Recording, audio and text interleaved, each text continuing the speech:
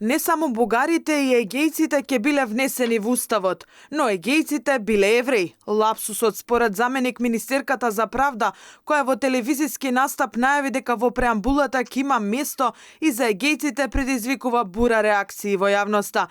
Нејзините скандалозни тврдења ги слушнаа дури егејските македонци. Од таму децидни никој не разговарал со нив на оваа тема, а и нема што да се разговара, бидејќи како што велат, тие не се никакви егејци, туку чисти македонци. Не може да има разлика. Ние сме македонци и ништо друго. Не постојат други македонци. Ние сме македонци и македонци ќе останеме. Не може да се прави посебна нација егејци, вардарци, еден народ сме.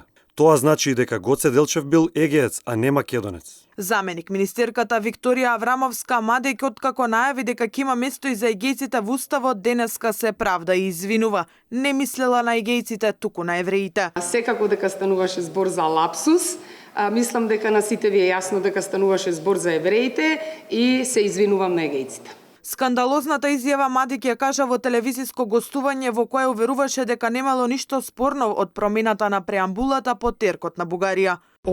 Кога ќе го видат предлогот и кога ќе видат дека ништо не станува лошо или ништо нема да биде на Република Северна Македонија, кога во преамбулата влезат и другите народи кои што поднеле барање, пошто не правиме муабет само за бугарите, правиме и за црногорци, хрвати, египчани, егејците, за многу други кои што сите оние ќе поднесат барање. Бура од реакции во медиумите и на социјалните мрежи следуваа по ваквата изјава на Аврамовска-Мадик. Прашуваат граѓаните од кога тоа егејците се посебен народ или дел од друг народ кој живее во Македонија, па владата да мора да ги внесе во уставот заедно со бугарите. Таа е втор човек во Министерството за правда, ресорот кој пишува закони.